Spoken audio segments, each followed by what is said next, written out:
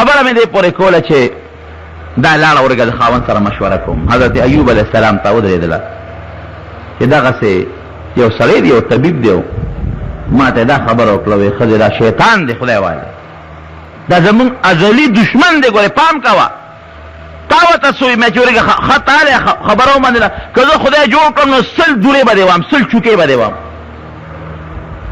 اوس که بله ښځه دی که نه وایي چې ښه لا کټ کې پروت دی، ډوډۍ دې له زه راوړم، ګټه دې له زه کوم، بیمار یې په اوږو دې زه ګرځوم، په شا دې زه ګرځوم، او لا چې جوړ شي ما به 100 چوکۍ وې، زه خپل کار کوه. دې زمانې ښځه دی، زه به یې ورسره کړي، په مری به له ګوتې ښودو چې بېغمه دې کړم. لا ته ما به 100 چوکۍ وې، هغه ورته څه وایي تا دې خدای جوړ کړي نو 100 نه چې 1000 چوکۍ مې ووه، خو تا دې او هغه غریب هم مجبوره دی ځکه چې هغه په بیماری کې مبتلا دی، داسې بیماری کې مبتلا دی چې ټول وجود یې په هغه مرض انخطې دی. بعضې کتابونو کې دا راځي چې چینجي پې لګېدلي وو، هغه چینجي به یې راواخېست او په زخم کې به یې کېښوده، دروغ دي. ښه بس قرآن حکیم کې او حدیثو کې د مرض ذکر دی چې مرض پې ولګېد، او دا نه دي شوي چې چینجي پرېوته او بیا په زخم کې کېده، دا نشته. داسې په قصو په کتابونو کې شته، خو دا واقع غلطه ده. بیماری پې ولګېدله، هغه بیماري دې ته ورسېده چې ژبې ته ورسېده. دا بیبي یې بار اوتې ده، او دې وخت کې چې بیماری دې ژبې ته ورسېدله نو دا الله ته سوال وکړ. وایوب اذ نادى ربه انی مسنی الضر وانت ارحم الراحمین، خدایا ما ته دا بیماری ډېره زیاته ورسېده. او مفسرین لیکي چې دا لفظ یې وایي چې یا الله تر اوسه پورې خو ما ستا نه د بیمارۍ د جوړېدو سوال نه دی کړی. د بیبي به ورته ووایي چې ته سوال وکړه د خدای نه چې خدای پاک تا ته بیماري جوړه کړي، وی الله زما په حال خبردار دی، ولې سوال وکړم؟ دا د متوکلینو د اب دی. ګورې د هغې طریقه ده. مونږ خلک چې په بیمارۍ کې مبتلا شو د خدای نه به سوال کوو. نبی کریم صلی الله علیه وسلم مونږ ته دا طریقه ښووله چې بیماري در باندې راشي د الله نه سوال وکړئ، د خدای نه د جوړېدو سوال وکړئ. او بیماری د خدای رحمت می درې قسمه، حدیث کې درې قسمه الفاظ راځي. یو حدیث کې راځي چې خدای پاک په چا بیماری راولي نو دې باندې ګناه راځي. بل حدیث کې راځي چې په چا خدای بیماری راولي نو درجې ولې پې بلندوي. بل کې راځي چې په چا خدای پاک مرض او تکلیف راولي نو دا د خدای پاک د طرف نه پر انسان یو خپل قهر او غضب دی. نو مولانا اشرف علي تانوي رحمت الله علیه لیکلي دي چې یاره د دې به څه پته لګي چې دا د خدای رحم کم یو دی، دا بیماری په کم لر کېږي، ګناهونه په کم لر کېږي، درجې په کمه بلندېږي. بوادر کې دا جواب هغه کړی د دې حدیثو درې واړو تطبیق یې کړی. زه دې لیدې ما دا تکلیف په ما راولې بل څوک نشته، نو ته پوه شې چې دا د خدای قهر او غضب دی په ده باندې. او که ده فریاد ونه که خو خوشحاله هم پې نه دی، د خولې نه ګړې وړې ونه ختې خو یاره ډېر پې خوشحاله هم نه دی، نو پوه شه چې دا بیماري دا تکلیف د ده د ګناهونو د رجېدو سبب دی، دا د خدای قهر نه دی. او که دې پې خوشحاله شکر دی خدای چې تکلیف دې راوتې لږ ګناه پې رانه ورځي، شکر دی خدای چې دې نه زیات نه دی، نو دې سره خدای پاک د انسان درجې بلندوي. خو چې بیماري درته ولګي نبي علیه السلام فرمایي چې ګورې دا مه وایه چې خدای دا زیاته کړې یا مې لر کوه، نه ده ووایه چې رب العالمین ته ما نه لرې کړې. شیخ علي صاحب لیکلي د حاجي امداد الله صاحب رحمت الله علیه مجلس کې ناست وم، او حاجي صاحب رحمت الله علیه دا ډېر لوی ولی الله له زمانې تېر شوی دی. هغه د دې بیماریو د تکلیفونو د دې صفت یې کوو چې دې سره خدای ګناه رجوي او مرتبې ورسره بلندوي، په خدای پاک باندې سړي د آخرت هغه تکلیف چې دنیا کې خدای ختم کړي، د دې صفتونه یې کول چې دې کې یو سړی راغی. او حاجي صاحب ته کېناسته چې صاحب زه بیمار یم او ما ته دوا وکړه چې ما خدای پاک جوړ کړي. په مجلس کې اوس چې څومره علما ناست دي هغه ټول اوس په دې کې پریشانه شو چې اوس به حاجي صاحب څه وایي. که دا وایي چې خدای پاک ته جوړ کړي نو بیماری ته خو اوس دې لګیا وایي چې دا د خدای نعمت دی، اوس یې وایي د خدای نعمت دی ګناه پرې رجېږي. اوس بوډا بابا وایي چې دعا وکړه د خدای نه چې ما خدای جوړ کړي، خدای دا مطلب دی چې خدای دا نعمت رانه لرې کړي. دې به اوس څه وایي؟ موږ هم پریشانه شو چې اوس هم دې مجلس کې بیماری ته د خدای نعمت وي. اوس بوډا بابا له به سوال کوي چې خدای لرې کړي دا بیماري، دې خدا مطلب یې نعمت ته لر کړي. وی حاجي صاحب ډېر هوښیار وی لاس اوچت کړي او دعا کوم تاسو ته مې نه وایي. یا الله بېشکه چې بیماري ستا ډېر لوی نعمت دی، ستا رحم دی او ستا لوی نعمت دی. ته پې ګناه د انسان نه رجې، د آخرت سخت پې احسانې، درجې پې بلند دی، خو خدای دې نعمت ته ټینګېدل ډېر ګران دي. دا نعمت زغمل ډیر ګران دي. نو الله دا نعمت ولا روغ صحت په نعمت بدل کا. کوم عجیب سوال شو. دا نعمت دا روغ نعمت پس دغه بدل کا، نعمت بدل کا. نو حقیقت دا چې ایوب علیہ السلام ته خو لوی نعمت او د خدای نه سوال نه کو چې دا خدای پیغمبر درجه بلندی، خو هغه ورته ټینګېدی جو ګورې مونږ ټینګېدی نشو ورته. یو صحابي راغی نبی علیہ السلام له پیغمبر علیہ السلام باندې ایمان راوړ، لاړ خپل وطن ته. کال پس چې بیا راغی دومره ټپ شوی او دومره نری چې نبی علیہ السلام اړو نه پېژنده. دی راغی پیغمبر علیہ السلام ته وایي چې د خدای رسول نه پېژندم. وی نه، وی دا هغه پلوس کالنۍ صحابیم د فلانکې علاقې کې راغلم او په تا مې ایمان راوړه. هلکه ته خو غټ سره غټ کټ سړی وې، دا تا باندې څه چل شوي دي؟ وایي ته څه دعا خو نه کوې؟ نبي هم صاحب کشف و، دعا خو نه کوې؟ وجې کوم. وی څه وی؟ وی زه دا سوال د خدای نه کوم چې یا الله کوم عذاب ته ماله په آخرت راکې، نو هغه راله په دنیا کې راکه چې آخرت ته پاک لاړ شم. اللهم یا خدای چې ما کانه هغه څیز چې معذبک فی الآخرته، که ته ماله یو عذاب راکوونکي په آخرت کې، نو رب العالمین هغه عذاب ماله په دنیا کې راکې، خو چې آخرت کې راله رانه کې. نبی علیہ السلام وی خدای بنده دا دې څه ووې؟ نو ته دنیا کې ټینګېدی شي او نه آخرت کې ټینګېدی شي. دا نه وی ګورې، داسې وایي چې یا الله کوم عذاب په آخرت کې راکې، نو دنیا کې مې هم ته وساتې او په آخرت کې مې هم ته وساتې. کوم ذات چې دا کولی شي چې د آخرت په ځای په دنیا کې دله درکړي، نو هغه ذات دا هم کولی چې دلته هم در نه کړي ولته هم دله در نه کړي. ربنا آتنا فی الدنیا حسنه وفي الآخرة حسنه وقنا عذاب النار. رب العالمین دنیا کې ښکلی ژوند راکړه د تکلیف او د مصیبت نه پاک، او په آخرت کې ښکلی ژوند راکړه د تکلیف او مصیبت نه پاک، او د جهنم د اور نه مې مسافر. نو ایوب علیہ السلام چې کله جبې ته هغه ضرر ورسېده، وی الله خدای اوس باقي ستا د عبادت نه پاتې کېږي، د خپل ځان په تکلیف نو خو ستا په دې خوله کې د ستا کم نوم اخلمه، نو بیماري مې د خولې ته راورسېدله. نو رب العالمین اوس نور تکلیف زیاتېږي او تکلیف باندې بیا هم نه ما، خو ستا نوم اخېستل او ستا ذکر پاتې کېږي. الله ته سوال وکړو، الله رب العالمین فرمایي فاستجبنا له، موږ ولا دعا قبول کړه. او هغه فکشفنا ما به، هغه چې کم من ضر څه تکلیف هم ورته لرې کړ، هغه تکلیف هم ته ختم کړ. ان شاء الله دا صادرګردي پوره تعاون وکړي.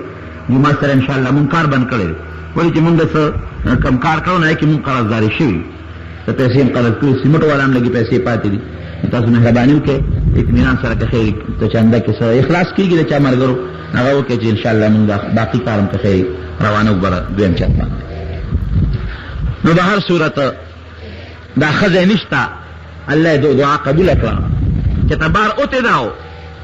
جبریل علیہ السلام راغی حضرت ایوب علیہ السلام ته او دته وایي چې حضرت جبریل علیہ السلام له لږې اوبه راوړئ، وایي دا اوبه واخله او دا وڅښه. هغه یې پې وڅښلې، وایي راپاسه، وایي زه خو د پاسېدو نه یم. ایوب علیہ السلام ورته وایي ته ما ته نه ګوره پاسېدو نه یم، بیا راوچت شو. جبریل علیہ السلام دې مټ کې ونیو، په دې ترخ کې راوچت یې کړ، او چې راوچت یې کړ یو څو قدمه والي او 12 قدمه یې بوته، چې دا غځای نه 12 قدمه بوته یې را خپل اوچته کړ، د ځمکې له یې راوبروه. دا یو وخت په هم د ځمکې له والا راوبرولو، دا بل هم راوبروله. د یوې خپې د هغه چې کوم ځای کې وبروله هغې کې خدای پاک ګرمې اوبه راوویستلې، او چې دا بله خپې وبروله نو هغې کې وله خدای پاک یخې اوبه راوویستلې. دا د پیغمبر معجزه وي. په هغه ګرم اوبو کې شابه ولامبه، هغې کې ولامبل، او دا یخې اوبه وڅکه، هغې وڅکلې. خدای پاک ظاهري باطني چې څومره بیماري وه په هغه سات لرې کړه، ټیک ټاک شو. او حضرت جبریل علیہ السلام ولې یو خشته ښکلې جوړه راوړه د ریخمو د جنت نه، هغې ورته واغوستل، او خشته تاج یې وله راوړه، په سر یې کور کړه، او مزېداره بستره یې وله راوړه، په هغې یې کښېنه، خواته لرې وې دلته کښېنه. دا ښځه چې اوس راله غریبه خواره چې څنګه راننوته، ویې کتل هغه ځای ته، نو خاوند یې نشته. جبریل علیہ السلام ولاړ، خاوند یې نشته، بس غریبه په ژړا شو، او یې خاونده هېڅ پته نه لګي چې شرمه خو خوړې او که چې د مرغۍ او حیوانو تختولې، باسو شو، په ځان یې را کېښودل. ښځو کې خو فریاد زیاتي. حضرت ایوب علیہ السلام ورته آواز وکړ، ښځې دې خو نه چې ولې چغې وې؟ وایي دلته زما خاوند څه شو؟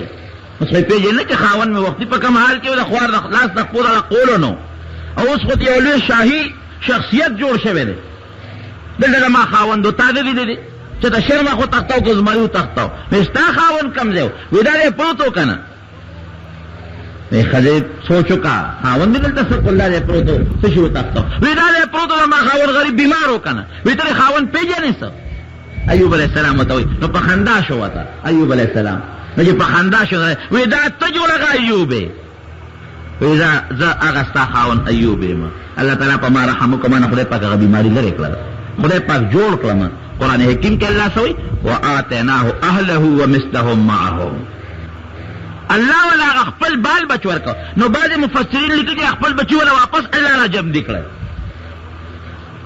او خپل خزه ولا واپس جمع دکړل محققین مفسرین لیکي چې دا څه نه وا خو خدای پاک ولا نور زامن ورکړل نور بچي ولا خدای پاک ورکړل او نور خزه ولا خدای ورکړل ومثلهم معهم رحمتا من عندنا وذکر للذاکرین دا زموږ طرفنا یو رحمت او پد باندې او یو نصیحت ما خدای بیا ورکو بخاری شریف کے حدیث تے نبی علیہ السلام فرمائی کہ ایوب علیہ السلام لمبل نو مولخان دا سرو زرو پہ راجل دا سرو زرو دا مولخان و باران شو پہ نو دا ورطا لمن و غلول وغیرہ نیولا اخفل صادر کے رامندل رب العالمین ورطا فرمائی کہ اے ایوب تما مستغنی کرے نہیں تا لخما مالداری در کرے دا نو تا دی پسی مشتوپو نوے او دا برا جمع کے وی اللہ ستا دا برکت نظر اچر مایوسا نیما تا برکت نظر مستغنی ہے استا برکت کہ سمرا ڈیری راگا مرخا دے نبی اسلام فرمائی ناغا وقت خدای پاک مال دولت زمکی جیداد نوکران خادمان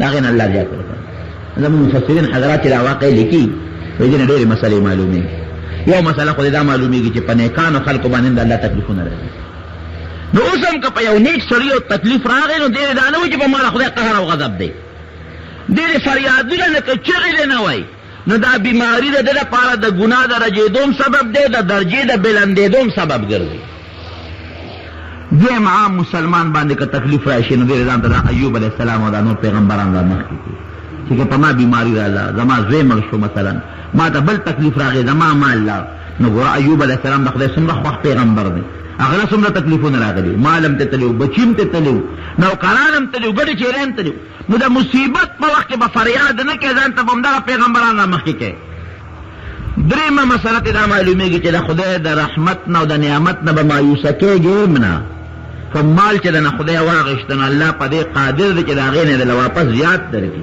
آتیناہو اہلہو ومثلہم معہو چی سمر بال بچو اغم ورکو چی سمر خدای اغم و دا غیر دوچن والا اللہ تعالی ورکلل او بل رحمت نعمت اغشتلم دا خدای کار دے واپس ورکولم دا اللہ اختیار دے نہ سڑے پدے قادر دے چیزان لمال را جمع کی ترسو چی خدای پاک امداد نہیں کرے نہ دا خدای مقابلہ کی سوک ادری دی چی خدای پاک دے انسان نے نعمت اخلی نہ سوک پلار کے رکاوٹ نشی جوڑے دے چی اللہ توی چی دا بنا اخلے ورکول و اغشتل دوارا دا خدای پہ اختیار دے مملو پاک اس دخل نشتا اور بعض وقت و ذکر للذاکرین نو مفسرین دیکھی چی بعض وقت پہ انسان مانی مصیبت و تکلیف راشدہ دا نصیحت تپارا گران و محترم و اوردن کو دا شیخ الحدیث مولانا محمد ادریس سے دا 68 نمبر کے سٹ ڈکشو چی پدے کے دا حضرت ایوب علیہ السلام واقعہ تاسوور دا بتاستا پہ خور خار کے بیرون کا چرے گیت اشرف روڈ سرائی فقیر خان ناصر خان کے سٹ ہاؤس کے دا ناصر خان او حیدر خان سره ملاویږي د دې نه علاوه د هر قسم دیني تقریرونو نعتونو تلاوتونو کې سټه با هم تاسو ته د دکان نه ترلاسه کیدی شي ټلیفون نمبر دی 252912 عمر فاروق رضی اللہ عنہ زمانہ را او حملے کول پا کسرا باندې د فارس پا علاقہ حضرت سعد ابن ابی وقاص رضی اللہ عنہ دا فوج مشر مقرر کردی دی کمانڈر ان چیف او لوی لخکاری ورکوی زلار شو پا کسرا باندې حملہ وکړه اغا زمانہ کې مضبوط دو حکومتونو یو د ایران د فارس دا غټ حکومت او سلطنت او یو د روم حکومت دی غا پکې مسلمانان دا جمع شو د عمر فاروق رضی اللہ عنہ حکومت جوړ شو لخکر ځان سره واغشته ورغه په فارس باندې چې ورغه د فارس ندی خواته یو لوی دریاب بیگی بحر فارس ورته لوی دریاب حضرت سعد ابن ابی وقاص رضی اللہ عنہ چې پاغه ورغه په زرګونو لخکر دی بل حضرت عمر فاروق لخکر دی عمر فاروق رضی اللہ عنہ نه باسي دا کافران یریدل دا تخته به راپرېږدي. هسې به ترې خلک یارېدل. نو د ایران هغه بادشاه ته د فارس ته پته ولګېده چې د عمر لښکر دی. نو هغه خپل مشران د سلطنت راغونډ کړل او هغوی ته یې وویل چې داسې پروګرام دی چې د عمر د لښکر سره ګورې مقابله ګرانه ده. هغوی چې په کوم ځای حمله کړې ده نو هغه ځای فتح کړی دی. نو یې بیا وایي داسې وکړئ چې دوی به راځي په دریاب. زمونږ او د دوی منځ کې لوی دریاب دی. په دریاب کې چې څومره کښتۍ دی هغه ټولې دې غاړه راپورې باسي. چې دې سره کښتۍ نه نو دوی خو د مدینې منورې نه ځان سره کښتۍ راوړی نه شي. نو را به شي ناست به یې واپس به ځي. هېڅ قسمه تیارې او نه که د جنګ او چې څومره کښتۍ وې ټولې راپورېستې او ګیر چاپېره کلو کې د دریاب په غاړه چې څومره کلي وو چا سره کښتۍ وې هغه هم د خلکو نه راغونډې کړې. څه وسوځولې او څه یې راپورېستلې. اوس د کسرا بادشاه دی او د هغه فوج لږ غوندې راغونډ شو. دریاب په غاړه تماشه کېدې کې د مسلمانانو لښکر ورغی. حضرت سعد ابن ابي وقاص رضی الله عنه دی ورسره لوی لښکر دی. خو چې دریاب غاړې ته ورورسېدل فوج ورته وایي صاحب کښتۍ نشته. چې څومره مانډګیانو د دریاب په غاړه په هغوی وګرځېدل چې موږ له کښتۍ راکړې. هغوی ورته کښتۍ خو موږ د فارس بادشاه غونډې کړې دي. کښتۍ خو نشته.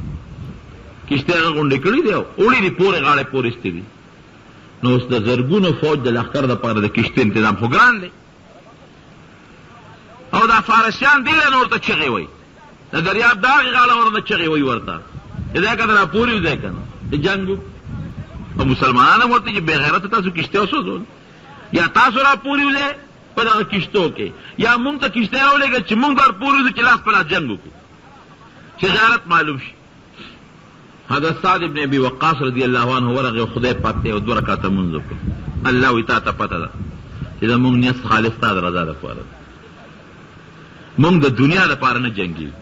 زمونږ مقصد چرم خدایه دا نه دی چې مونږ لاړ شو او د کسرا د بادشاه لوڼه راولو په غنیمت کې، د هغې بچي په غنیمت کې راولو، د هغې ځمکه قبضه کړو، هغې ته ضرر ورسو. الله صرف او صرف ستا د رضا لپاره جنګېږو او هغوی ستا د دین مخالفت کوي او کفر او شرک کوي او ستا د ښکلي پیغمبر خلیفه امیر المؤمنین عمر فاروق رضی الله عنه مونږ را لېږلي. نو خدای پاکه مونږ نیت خالص ستا رضا ده او زه سره د خپل فوج په دریاب ورځم. اوس باقي الله خوښه ستا ده که زمونږ دا فوج ډوبی غرقې او که پورې باسې. راغی لښکر ته یې ویې راځئ راپسې. وایي څه کوې صاحب؟ وایي په دریاب ور پورې ځو که نه. وایي په دریاب دا خو دومره دریاب دی چې دی کې خو د انسان نه ځي چې غرونه پکې غیبېږي بغیر د غټو کښتو نه خو دی کې وړې کښتۍ هم نشي تللی. دا ته څه کوې؟ وایي زه درنه مخکې یم که زه یې غرق کړم مه راځئ راپسې او که زه یې ټینګ کړم راځئ راپسې. یاره صحابه کرام و هغه څه پکې تابعین و صحابه هغې کې هم له جذبه نو چې تا رانه غر کوي مونږ هم در سره ځان غر کوو. خو ته په کم دم ورځئ وایي راځئ راپسې.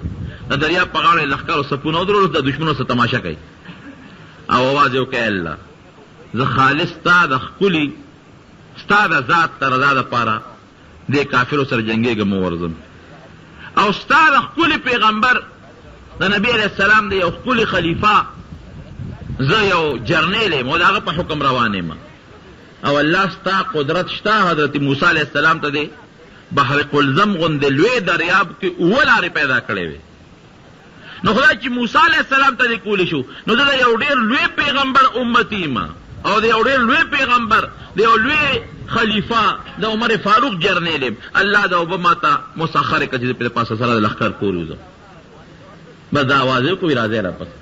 خدای پې کېښود یقین وکړه چې هغه زرګونه لښکر ټول په دریاب د پاسه پورې وته.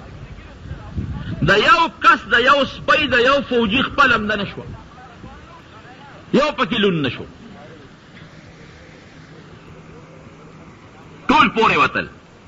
بادشاه چې پوه شو چې دا خو داسې خلک دي خو دریاب اوبه هم نه ټینګېږي ټول پسغل شو.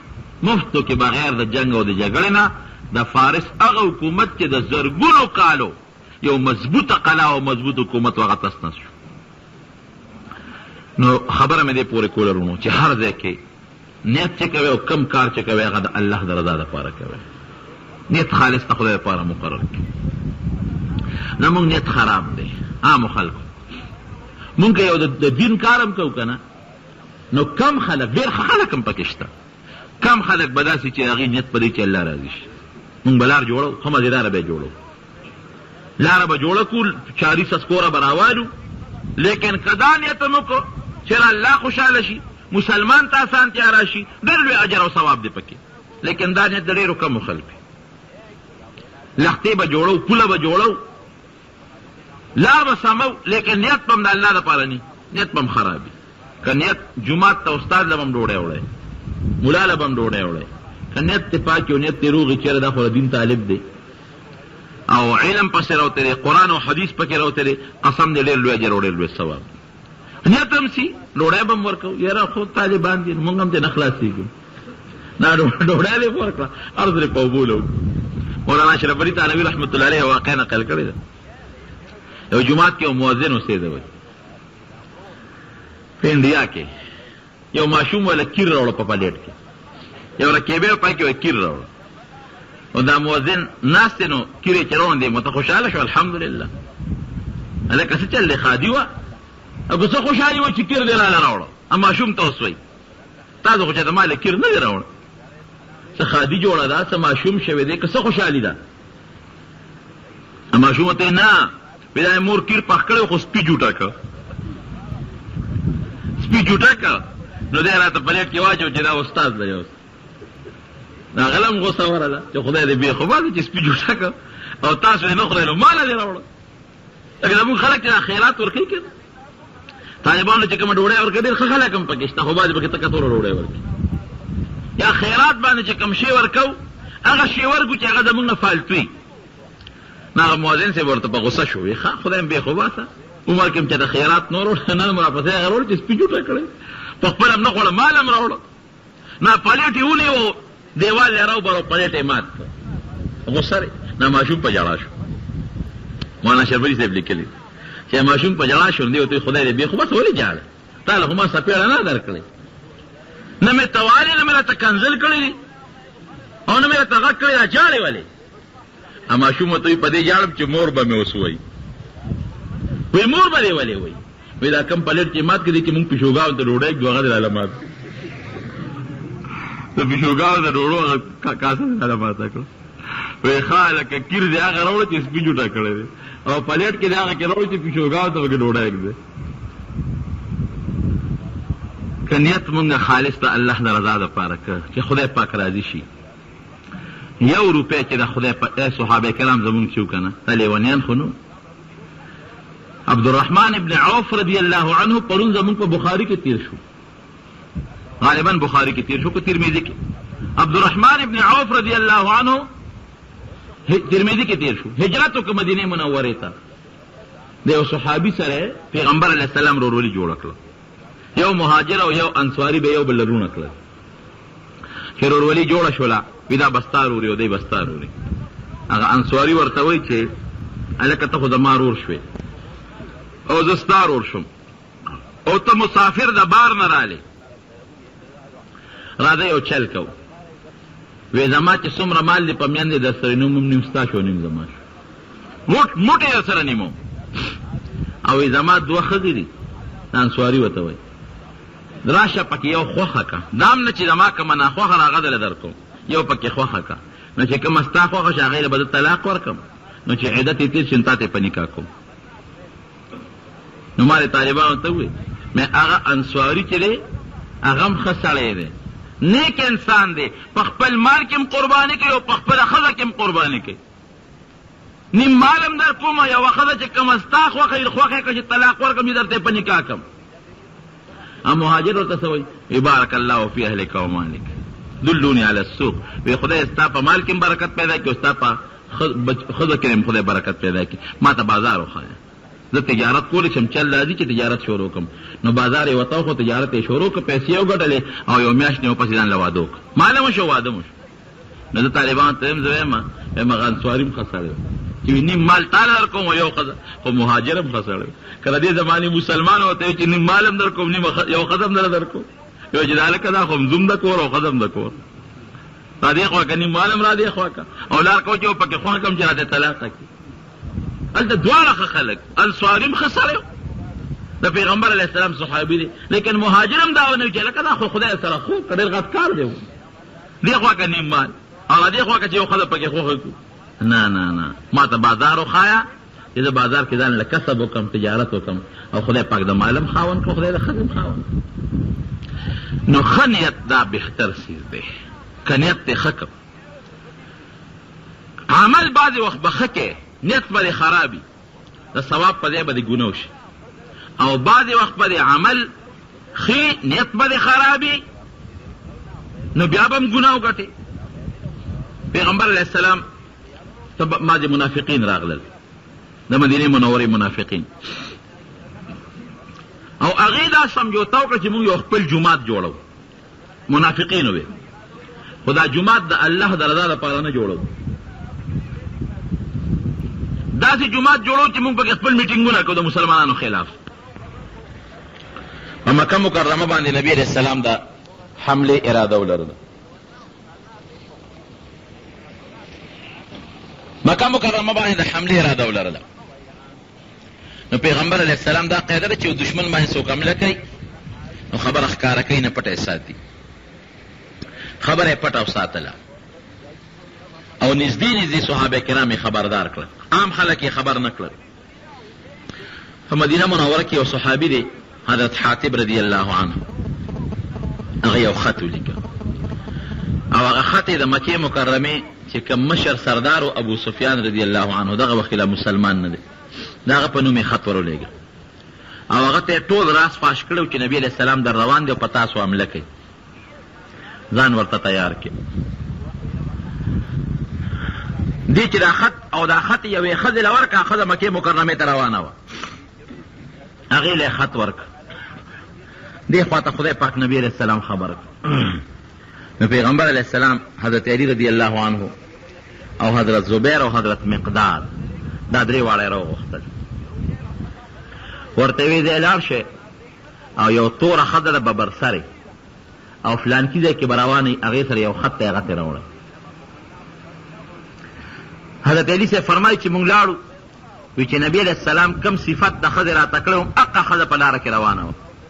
وی موږ ودروله، وی موږ ورته چې خط راوباسه، وی هغې راته وی چې ما سره خط نشته، وی ما ورته چې نه خط در سره دی. وی خیره ټینګه شوه، وی چې کوم ظاهر کې کوم سامان و هغه مو ولوټه او ختم سره پیدا نه. وی موږ را روان شو، وی چې رالو ما مې دې ملګرو ته وی چې پیغمبر علیه السلام راته کومه ښځه یاده کړې ده نو دا هغه ده او که نه. وی دې وی چې رومقه ښځه ده. وی مې چې نبي علیه السلام خو دروغ نه وه، خو چې هغې نبي علیه السلام فرمایي چې خط ورسره دی، نو دې سره څنګه خط نشته؟ راځئ چې ورشو دا خط خامخا هم دې ښځې سره دی. وی چې ورلو ښځې ته مې چې ښځې خط راوباسه، او که نه راوباسې موږ ته خپل پیغمبر ته خو ویلې چې تا سره خط دی، زموږ پیغمبر دروغ نه وایي، نو جامې در نه وباسې او بربنډه کو دی او یا خط راوباسې. وی ښځه پوه شو چې دې خامخا مانه خط غواړي، وی کمسۍ ته یې ګوتې کړې او د کمسۍ دا ویښې شاته بډه کې منډلې، هغه یې راوویسته او هغه د کمسۍ اوس پړدل او په هغې کې یو خط وغیره له راکړه. وی ښځه م پرېښوده او ختم راوړه، نبي کریم صلی الله علیه وسلم ته م پېښ کړه، د خدای رسوله دا خط. وی چې نبي علیه السلام خط کولو که نه، هغه د یو صحابي د طرف نه او د حضرت حاتب د طرف نه، صحابي دی بلکې بدري دی، بدر کې شریک شوی دی، او خط کې لیکلی سو د مکې مشرکانو ته د پیغمبر علیه السلام ټول رازونه فاش کړي چې نبي علیه السلام در روان دی، در باندې حمله کوي. نو چې دشمن ته د حملې راز فاش کړي، خدای مسلمان له کار وکړه. پیغمبر علیه السلام فوراً حضرت حاتب راوغوښت، وی اواز کې وته چې راویې غوښته، وی حاتبه دا خط ستا دی؟ وی یو. وی دا د مکې مشرکانو ته لېږلی دی؟ وی یو صاحب. بس عمر فاروق رضی الله عنه خو بل کې شو، توره یې راوویستله، وی د خدای رسوله، وی دا سړی ما ته پرېږده منافق ته چې دا توره باندې دا سر ته بل خوا وغورځو. حضور پاک ورته وفرمایل عمر ته په ارام کښېنه، اول تپوس دې کړه. دغه ویل لېږه، وی صاحب په مکه مکرمه کې زما بچي دی او زما ښځه دی، او ستا سره چې دا کم مسلمانان دي مهاجرین، د دې په مکه مکرمه کې د چا ترپ دی، د چا ماما دی، د چا رور دی، د دې مالونه د هغه رشته دارانو د برکت نه محفوظ دي. د چا مال ته هم څوک غږ نشي کولی، هلته رشته داران موجود شته، او زما په مکه مکرمه کې یو رشته دار نشته. زه د بار سړی یم، د مکې مکرمې سړی نه یم، نه مې څوک قومي شته، نو مال مې هم دی او بچي مې هم دی او ښځه مې هم ده. نو زه یریدم چې اسې نه تاسو په کافرانو حمله وکړئ او دغه کافران چې ته زما د ماشومان بچي یا زما د مال یا زما د اولاد دوی برباد نه نو صرف په کافرو مې یو احسان وراړو او یو خط مې ورته ورولېږه او خدای نوره ما ته پته وه که زه ستا راز پاشم کم تا سره خدای پاک امداد کوي وی دا زما کار مشو ستا کار مشو زما کار په دې شو چې هغه ښځه به کافرو ته الو چې دغسې حاطب راله خط را کړی نو په هغې زما احسان ور واوړی زما د ښځې و زما د بال بچه او زما د مال به هغوی حفاظت کوي اوس او ستا کار مشو خدای پاک خبر کړی رازم فاش نشو حضرت عمر فاروق رضی الله عنه بیا پاسې وی خدای رسول سړی دروغ وی د ماري تورې ته پرې چې دا سر ته بل طرف ته وغورځو دا مسلمان نه دی منافق د دواړو جهانو سردار مبارک فرمایي ای عمر وی ته نه خبر چې دی بدر کې شریک شوی دی دا بدری دی د بدر غزا کې شرکت کړی دی او الله پاک د بدر د مجاهدینو متعلق اعلان کړی دی لعل الله اطلع الى اهل بدر وقال اعملوا ما شئتم قد غفرت لكم د بدر د مجاهدینو متعلق الله د اعلان کړی چې ای د بدر مجاهدینو چې سم خوښی کوي ما بخلی د اعلان نو چې دې څه کوي خدای بخلی چې هر کله خدای وبخلو زمونږ څه کار چې مونږ ته سر وو یا حضرت عمر فاروق په دغه خبره په ژړا شو ای بس خدای خبردار دی نو ګوره کار یې څومره خراب و د پیغمبر علیه السلام راز یې فاش کو په ظاهر کې لیکن نیت یې خراب نو خو پیغمبر علیه السلام ورته سزا ورنکړه بلکې عمر فاروق یې ورټه اصلي څیز ګورې رونو د نیت دی بس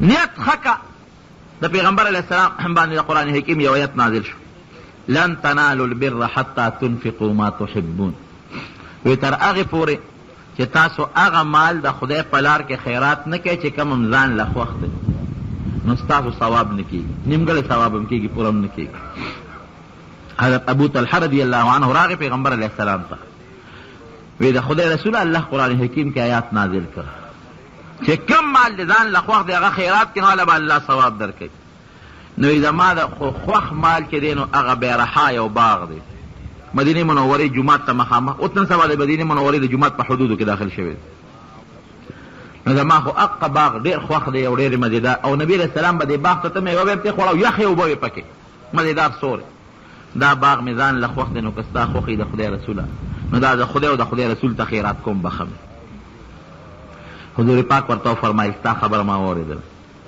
لیکن ستا ماماګان او ترونه ډېر غریبانان دي نو که دا باغ دی په هغوی تقسیم کړه نو ډېر بخي وی ښه صاحب همدقسې به یې وکړم حقه باغ یې واغېشت او خپلو ماماګانو په تربورانو کې تقسیم کړه نو خبره مې دې پورې کوله چې نیت خپل ښه ساتئ پاک ساتئ ګوره قرآن حکیم کې الله پاک یو ځای فرمایي بلکې حدیث کې راځي چا چې 1 روپۍ د خدای په نوم خیرات کړو یو پلس به الله ثواب ورکوي بل ځای کې راځي چې یو په 200 خدای ورکوي بل ځای کې وي والله یضاعف لمن یشاء د هغې نه هم خدای زیاتې ورکوي نو علماء دا د نیت خبره ده که نیت ډېر اعلی نو ثواب د 1 روپۍ ډېر زیات میلاویږي د 2 رکعاتو لمونځ ثواب ډېر زیات میلاویږي او که نیت لږ کمزور نو یو پلس به میلاوي خالص مخلص هر کار چې کوي وګورئ چې په دې کار الله خوشحالېږي او که نه خوشحالېږي د الله رسول پې خوشحالېږي او که د خدای رسول پې نه خوشحالېږي